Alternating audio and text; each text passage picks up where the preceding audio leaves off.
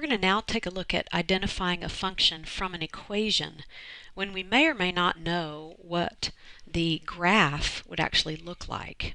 If I'm not allowed to put it in a graphing calculator and figure it out visually with a vertical line test, and I'm going to need to know whether something is a function from an equation. So let's take a look at how we would do this with this first one. I have y is equal to x squared minus 9. Now, the very first thing I want to know is y alone? So that's the first thing. I want to get y alone if it's not. Okay, so is y alone? Yes, y is alone. So now, I want to go ahead and take a look at making a table of values and determining whether if there's a value of x that I cannot use that would be breaking some kind of math rule to use it. For instance, if I put in a -2, is that breaking some kind of math rule to put a -2 in there? Well, certainly not. So if I do that, then it's just fine and I get a -5. So then if I put in a 1, I'm sure there's not going to be any problems with that. That's going to give me a 1 minus that is -8. What about if I put in a 0? Not going to be any problem, right? I'm going to have -9. How about a positive? Not going to be any issues, -8.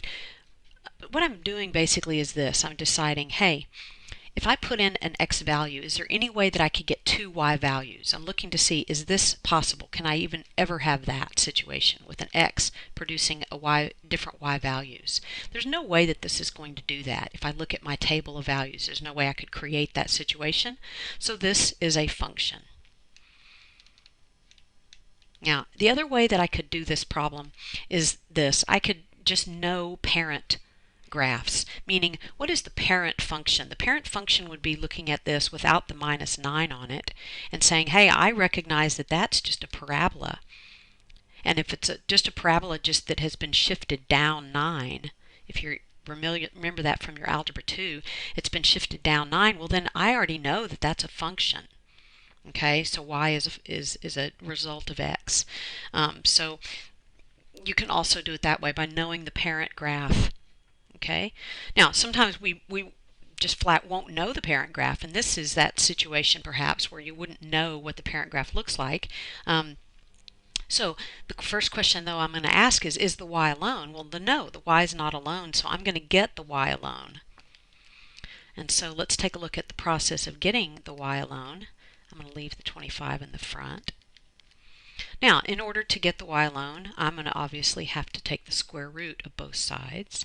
When I do that, I must insert a plus or minus, right? I must insert plus or minus because I am the one who has taken the square root of it. Okay, so when I insert the square roots, I must use plus or minus. Now, let's go ahead and make our table, and let's take a look at what we have. If I put in a 0, then I'm going to get plus or minus 5. Now, let's make a mapping out of that. We talked about mappings and how that's really easy to tell. If using a mapping can help us decide whether something's a function or not. If I put in 0, then I'm going to get a 25, square root of 25. Now, look what we have here. I actually have a 0 producing both. Let me go back to the table and show you the other way you could have written it. I have a 0 producing a 5, but I also have a 0 producing a -5. When I look at the mapping version, though, I notice that when I put those in a mapping, I get an open beak on a bird, which is what we've been saying is the quirky little way to remember that it is not a function. And so this situation, I do not have a function because one x value is creating 2 different y values, and that means that it is not a function. All right, so let's take a look at this last one here. Again, if you know the parent graph obviously being this right here, which is the square root function, if you know what that looks like, it will help you to identify whether it's a function or not, but let's just say we have no idea. Let's make a table of values. So this is the parent. That can be a clue. So the table of values helps us if we don't have any idea. The y is alone, so we're good to go with that. So let's take a look at what values we could not put put in, if I put in, I usually start with negatives. If I put in a -2, that would give me -3 under the radical, and that would actually not be okay. So that would give me an imaginary answer, and we're looking for values that actually would give us a real answer, right, to determine whether this thing is a function. So can't put in negatives. Can I put in, excuse me, I can't put in -2, I can't put in -1, I can't even put in a 0. Could I put in a 1? I could put in a 1, and that would give me a 0. Is there any way that I could put in a 1 and get a 0 and then put in a 1 and get something else? Is there any possible way that I could do that? That's what I'm trying to look for. First of all, I have to make sure I'm using real numbers, right? No imaginary. So I put in a 1, I get 0. There is no way that I could actually put in a 1 and get a different one. Now, why? You might be saying, but Miss Sabelle, it's a radical. Why don't you have a plus or minus? First of all, there's no such thing as plus or minus 0. But the second thing is, this is the principal root, meaning they had the radical there. I didn't insert the radical. If they have the radical and you don't see a minus in front of it, this means